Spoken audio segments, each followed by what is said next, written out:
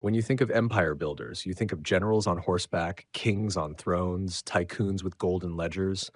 But sometimes an empire rises not by sword or crown, but by a single man with a flask and a leaf. Tonight, I want you to meet a name you almost never hear, yet one whose work changed medicine, addiction, industry, and even crime forever. The man who took a green leaf from the Andes, chewed for centuries by Incan messengers to run faster and longer, and turned it into something sharper, purer, and far more dangerous. Tonight on Faces of History, we meet Albert Niemann, the chemist who isolated cocaine. I'm the Duke of New York. Tighten your lab coat. We're going back to 19th century Germany, back to the fumes and flasks, back to the moment a single crystal changed the world. Picture a small town in the Harz Mountains, Goslar, 1830s Prussia. Narrow cobbled lanes winding past timbered houses, miners trudging home with coal dust on their collars, black-robed pastors preaching temperance from cold pulpits, smoke curling from chimneys as snow drifts silently down. Inside one modest house, a thin boy named Albert Niemann sits by a flickering candle, nose buried in a book thicker than his wrist. He's not reading fairy tales or heroic legends, no knights or dragons. What flickers behind his eyes is far stranger, the unseen world humming beneath the everyday.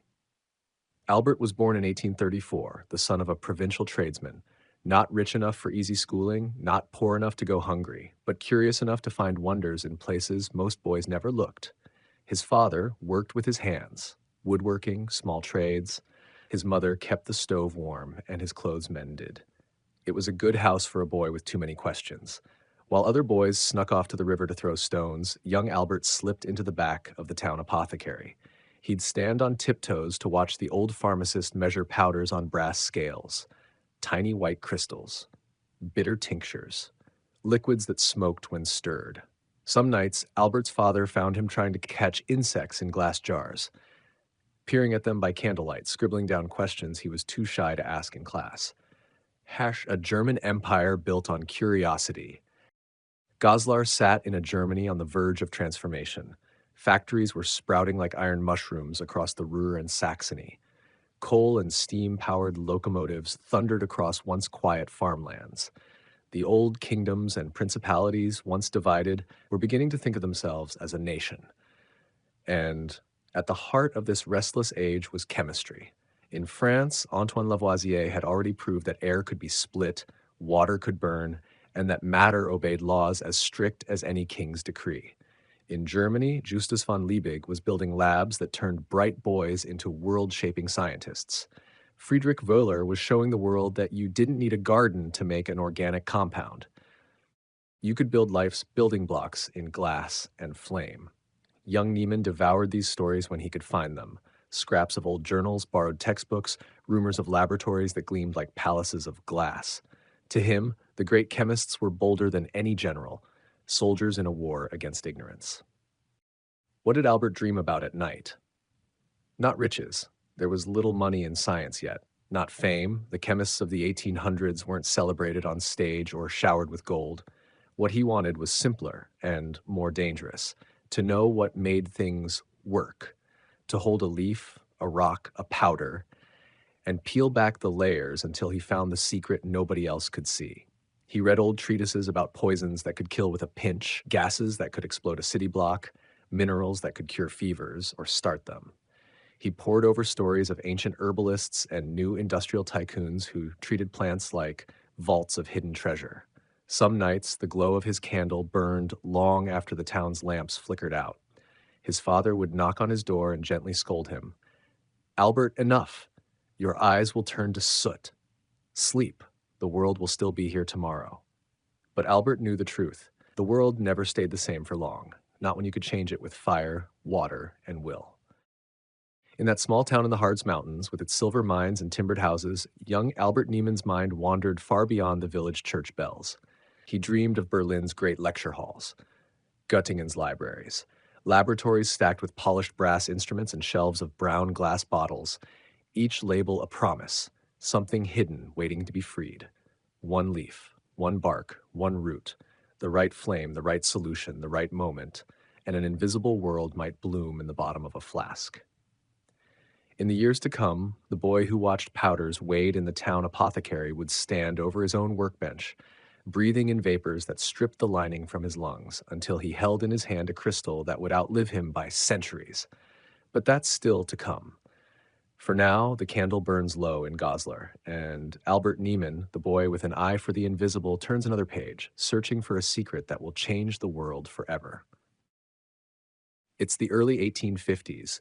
Europe is crackling with ideas. Railroads carve through sleepy farmland, factories belch coal smoke into dawn skies, and the new language of science drifts through every university hall. Albert Niemann, still a quiet son of Goslar, has left behind his small town's timbered eaves for a place that hums with possibility, the University of Göttingen. Göttingen was no ordinary campus. It was a crucible, a place where old books and older theories were thrown into the fire of new experiments. Here, bright minds didn't just memorize ancient Greek or Latin. They cracked open nature's locks. They measured gases, split compounds, and argued bitterly over whether life's secrets could be distilled into glass flasks and equations. For Niemann, it was paradise and purgatory all at once. At Göttingen, Niemann fell under the spell of one man, Friedrich Wöhler. Wöhler wasn't just any professor. He was a living legend, the chemist who had once turned ammonium cyanate into urea, smashing the wall between organic life and inorganic matter. Before Wöhler, people thought only God could weave the spark of life into molecules. Wöhler proved you could do it with the right reagents. No divine touch required. To young Albert, Wöhler was the master of the invisible world, the man who taught the world that you could make nature bend if you had the nerve and the knowledge. Wöhler's lab was cold and spare. Wooden tables stained with acids, beakers and retorts stacked on cluttered shelves, cabinets lined with suspiciously unlabeled powders, dangerous and delicate all at once. Students worshipped him and feared him. Wöhler was stern but fair, impatient with fools but generous to minds that showed a spark of daring. Niemann showed that spark, and Wöhler saw it. In the lab, Niemann was methodical, almost obsessively so. He kept his notebooks in tight, spidery script, every measurement exact, every reaction timed to the heartbeat.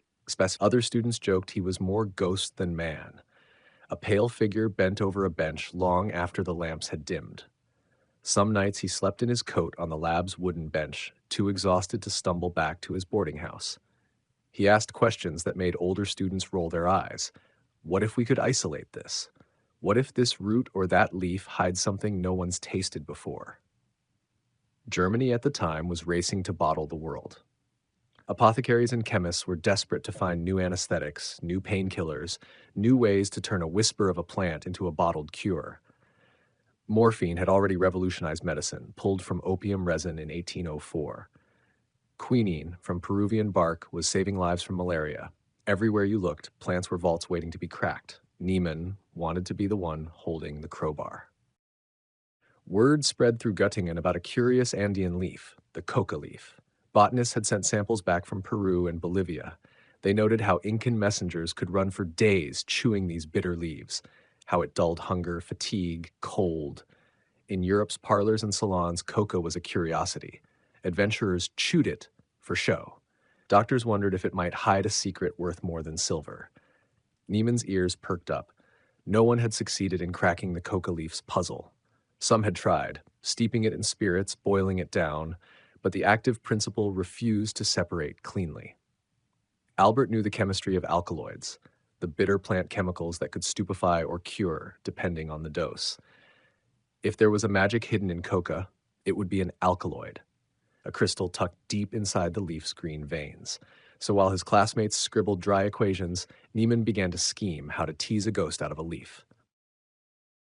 When it came time for his doctoral thesis, Niemann did what few students dared. He reached for a leaf that had baffled older, richer, better-known chemists. He wrote to botanists, requested shipments of dried coca leaves, paid for them with coins he could barely spare. He spent long nights testing solvents, ether, lime water, alcohol, dripping, stirring, tasting the bitter residue on the tip of his tongue, searching for the telltale numbness the old stories promised.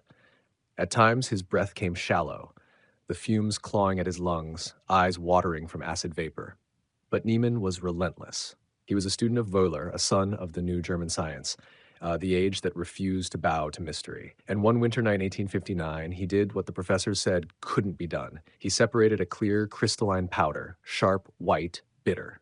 Es wirkt eigentümlich auf die Zunge, he wrote. It produces a peculiar numbness.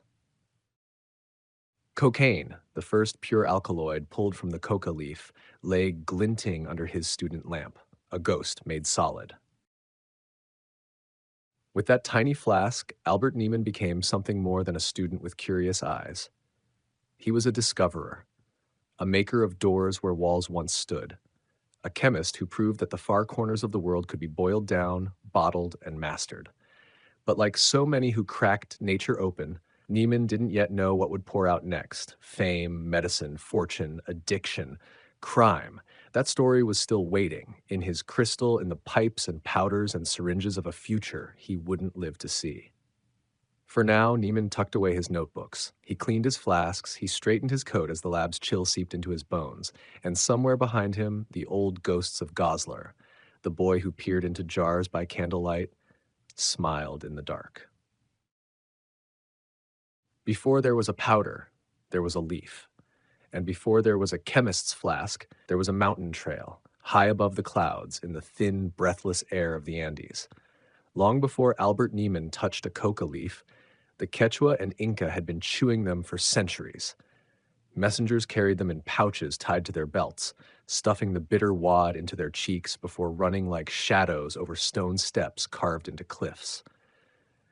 To the European mind, the leaf was primitive, but to those who understood its secret, it was survival itself, a green talisman against the cold, hunger, and exhaustion of altitudes that could break a grown man's heart.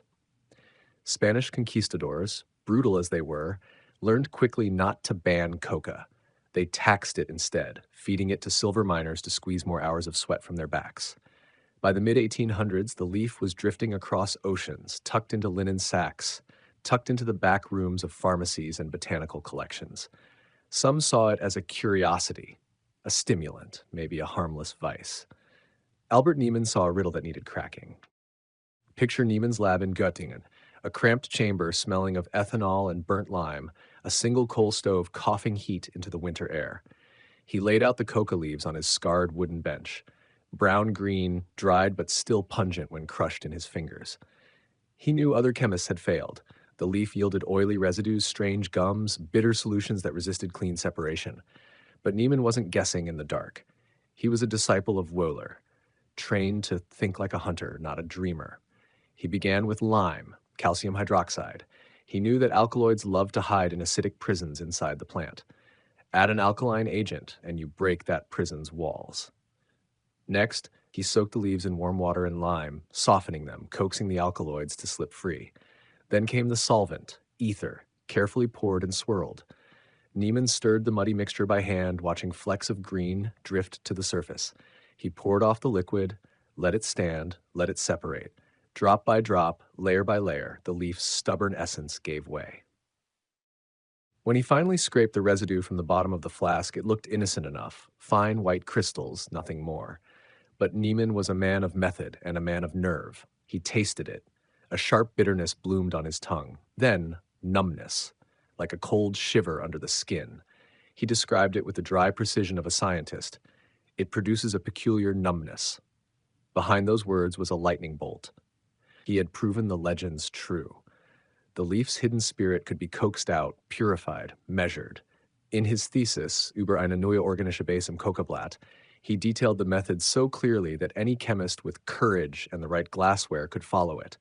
He didn't know that dentists would one day pack cocaine into tiny vials to dull the agony of pulling a rotten tooth. He didn't know that Freud, the future father of psychoanalysis, would snort it by the pinchful, calling it a miracle for his melancholy moods. He didn't know that empires, both legal and criminal, would one day hinge on the tiny white crystal he had coaxed from a leaf. All Niemann knew was that he'd done it.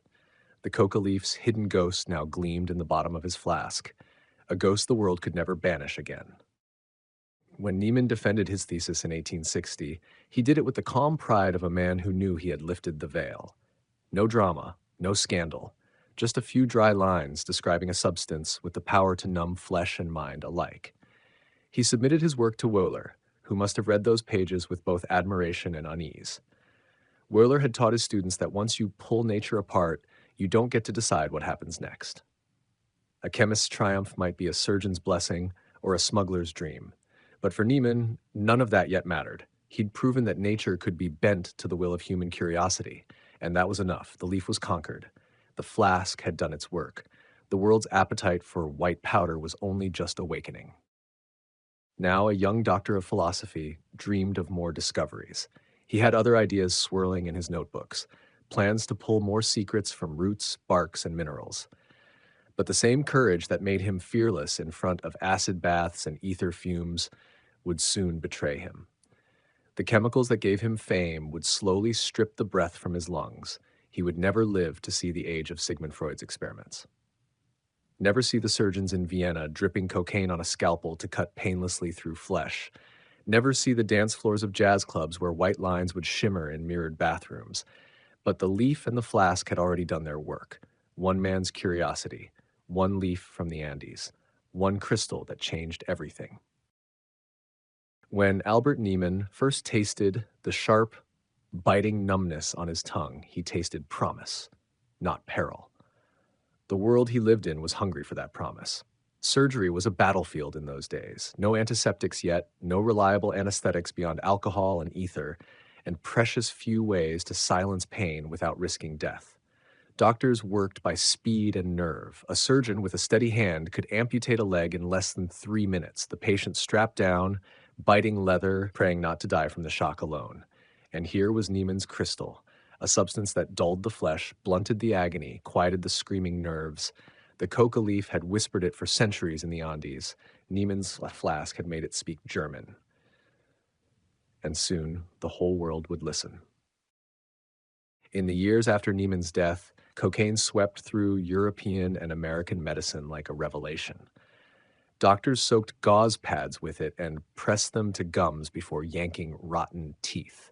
Eye surgeons dripped it on the cornea before delicate operations.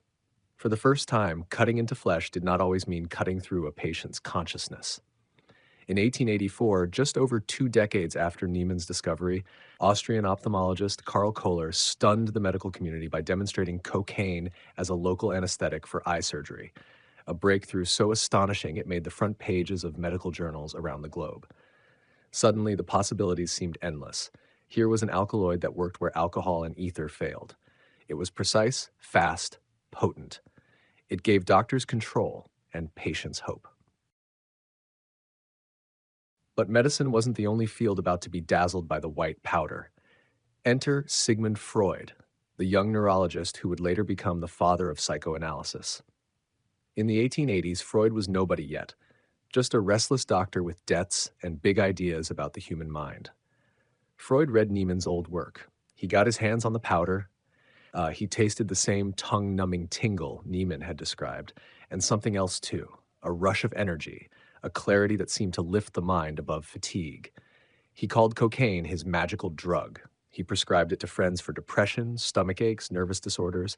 He even recommended it as a cure for morphine addiction, not realizing he was replacing one master with another. Freud wrote papers. He praised Niemann's crystal as medicine's new frontier. He gave it to patients, to colleagues, to himself. Nights in Vienna cafes, Freud would slip tiny pinches under his tongue, his thoughts racing far ahead of his age. For a time, the promise seemed unstoppable. Bottles of cocaine toothache drops lined American pharmacy shelves.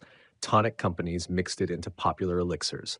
Even the first Coca-Cola formula used coca leaf extract, a buzz in every bottle, hidden behind a swirl of caramel syrup. The darker whispers begin. A heartbeat too fast. But behind the promise, the peril coiled. What Niemann's thesis didn't predict was the human hunger for more. The line between a dose that healed and a dose that hooked was dangerously thin. Dock workers who once worked longer shifts on coca leaf now sniffed pure powder and demanded more. Students slipped pinches into their coffee. Artists stayed up for days painting, dreaming, dissolving. Cocaine spread through salons and parlors, across railroad lines and city docks, tucked into medicine chests and coat pockets. And with each new devotee, new ruin. Tremors, insomnia, wild hallucinations. the desperate spiral when the high slipped through trembling fingers. Doctors who once praised it for surgeries began to see another side. Addiction, overdose, the bodies found in flop houses with white crust still on their lips.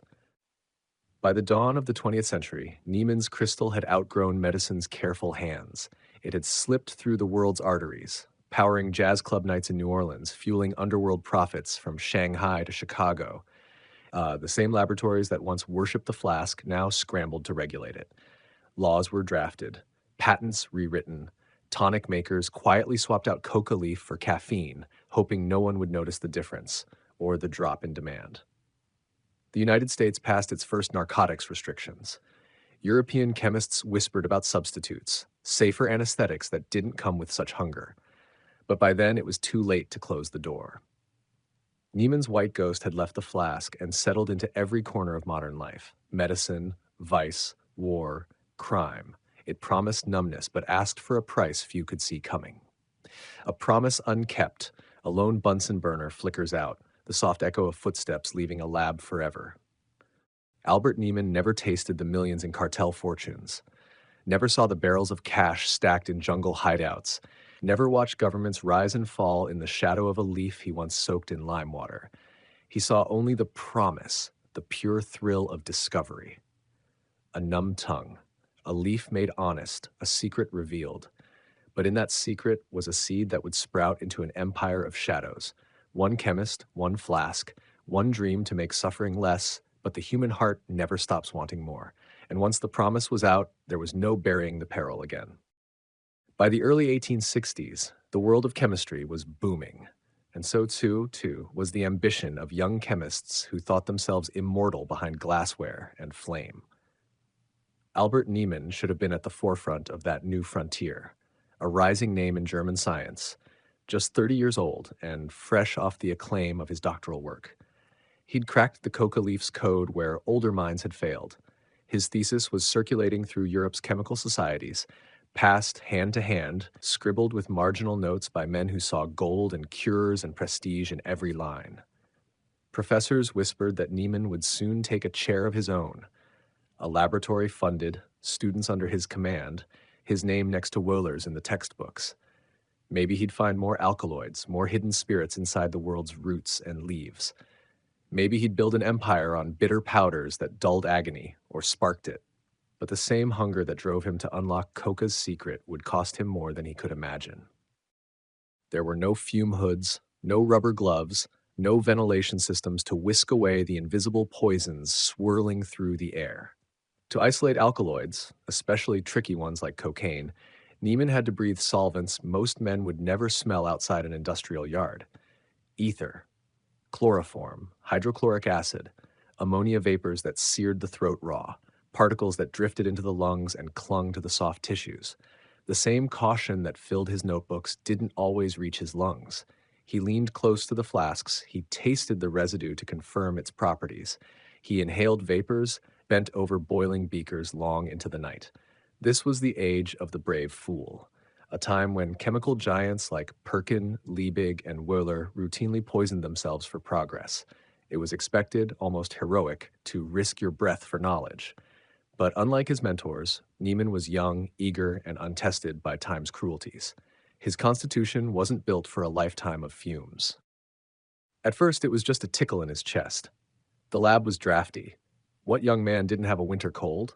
But the cough dug deeper. Nights spent hunched over his journals turned restless. His lab coat grew looser around his shoulders. Colleagues noticed he'd begun pressing a cloth to his lips when he thought no one was looking.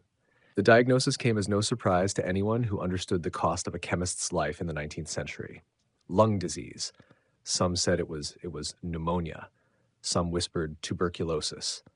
But for Niemann, it didn't really matter. The damage was done, breath by breath, vapor by vapor. In those final months, his notebooks fell silent. His glass flasks gathered dust. The man who'd spent his life extracting the essence from leaves now watched his own life drain out, drop by drop. Albert Niemann died in 1861, only 26 years old. There was no grand funeral, no marble bust, just a simple grave in Göttingen's and cemetery. Another young mind swallowed by the hazards of his craft. In his pockets, a handful of coins, a stained lab notebook, a name that would outlive him, but not as he might have dreamed. He never saw cocaine become a surgeon's miracle, a doctor's curse, a smuggler's fortune. He never saw Freud champion his white powder as a tonic for every modern malaise. He never saw the tide turn, governments scrambling to contain the monster the leaf and the flask had birthed. He did not see the millions of lives numbed by it or lost to it. But in his short, fierce life, Niemann did what few mortals ever do. He reached into the invisible and pulled out something that would ripple through history long after his own breath failed. When you see a white line drawn across a mirror in a nightclub, when you hear a doctor speak the word Novocaine, when you read about kingpins carving empires in blood and powder, remember the boy with the notebook and the stubborn cough. Albert Niemann didn't live to watch what his crystal became, but like so many who pry secrets from nature's darkest corners, he left behind something bigger than himself, a promise, a peril, and a question that never quite dies. What price will we pay when curiosity outruns caution? When Albert Niemann laid down his pen for the last time, the story of cocaine was only just lifting its head from the flask. The young chemist's body was buried in Göttingen soil, but his white crystal refused to stay buried with him. In the decades after his death, Europe's appetite for alkaloids, those potent ghosts inside plants, became a frenzy. Laboratories from London to Basel scrambled to unlock the world's leaves, roots, and barks. Quinine for malaria, morphine for pain. And Niemann's cocaine, the strange, numbing powder that could silence a toothache, dull an eye socket, or keep a tired mind roaring long into the night. By the late 19th century, Niemann's discovery had a new life and a new mask, medicine. Doctors called it a wonder drug. Dentists dipped cotton swabs in it and pressed them to raw nerves. Surgeons cut deeper, longer, braver. Cocaine in tiny syringes giving them control where before there was only the raw terror of the knife. And yet, while patients marveled at painless procedures, a different class of people found other uses for the crystal. Authors and artists crushed it into their tea, performers slipped pinches into their brandy, tonic makers sold invigorating syrups laced with coca leaf extract, a pick-me-up for the fashionable urban soul. In America, a pharmacist named John Pemberton stirred up a caramel-colored potion that married coca leaf and cola nut, the first Coca-Cola. A cure for headaches, exhaustion, nervous afflictions, he promised. A glass of fizzing optimism, sweetened by the ghost of an Andean leaf. The world smiled and asked for more. The 20th century came roaring in, modern, urban, restless. In the cities, the line between cure and vice blurred until it vanished. Sigmund Freud, brilliant, reckless, championed cocaine as a cure for depression, for morphine addiction, for social anxiety. He snorted it by the pinchful, wrote about its power, spread the gospel to colleagues who spread it further still. At the same time, newly minted gangsters smelled an opportunity. The white powder crossed oceans in steamer trunks. Smugglers swapped Andean mules for secret warehouses. Doctors who once wielded cocaine as a miracle found it slipping from their hands, sold instead by men in back alleys, packed tight in glassine envelopes for a restless new market. By the 1910s and 20s, lawmakers scrambled to catch the monster they'd invited in. The Harrison Narcotics Tax Act in the United States drew the first lines in the sand. Governments cracked down on open sales. Medical cocaine, still crucial in surgery, was restricted behind prescriptions and locked cabinets. But prohibition made the crystal more valuable, not less. Demand didn't vanish, it multiplied in the shadows. And so Niemann's ghost drifted from clinic to crime, from pharmacy shelves to dance hall powder rooms, from the pages of medical journals to whispered deals in dockyards and rail yards.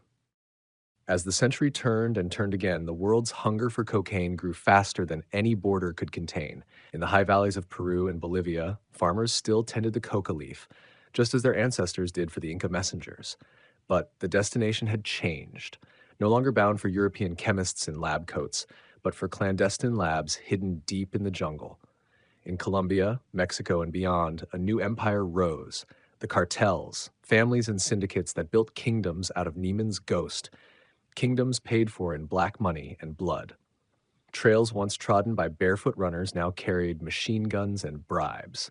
Small flasks became oil drums. Handfuls of powder became metric tons. loaded onto planes that skimmed moonlit coastlines, dropped onto speedboats, drifted into neon-lit cities where a line on a mirror could buy you a night's escape, and someone else's death. Yet not all of cocaine's empire is shadow. Modern medicine still uses its descendant, the local anesthetic. Though pure cocaine has largely faded from surgical trays, its chemical children, like novocaine and lidocaine, carry Niemann's method in every drop. When your dentist numbs your jaw before the drill. When a doctor stitches a wound while you barely feel the needle. When an anesthesiologist calms the body for delicate cuts, you hear an echo of Niemann's stubborn nights in Göttingen. The leaf and the flask, remade for a new century. Over 160 years after a young chemist bent over a flask in a cold German lab, the empire he started still spreads its roots, from operating rooms to nightclubs, from Andean fields to Wall Street boardrooms, from pop songs to prison cells. The leaf and the flask have outlived the man who first coaxed out the crystal. Albert Niemann died with his name tucked into a dusty thesis, but his ghost remains every time a border agent opens a hidden shipment, every time a doctor numbs a patient's wound, every time a line is drawn on glass. A boy who peered through glass at something invisible and gave the world a miracle, a monster, and a mirror all at once. When you hear the word cocaine on the headlines, think back to a quiet boy in a mountain town, a flask, a leaf, a single crystal. Albert Niemann reminds us, knowledge is never just knowledge. Once you unlock nature, you can never cage it again. If you learned something tonight, share this story, subscribe, leave a review, and tell your friends that Faces of History doesn't just teach, it reveals the ghosts behind the headlines. I'm the Duke of New York. Stay curious. Stay brave. And remember, sometimes the most explosive revolutions start in silence and end in every corner of the world.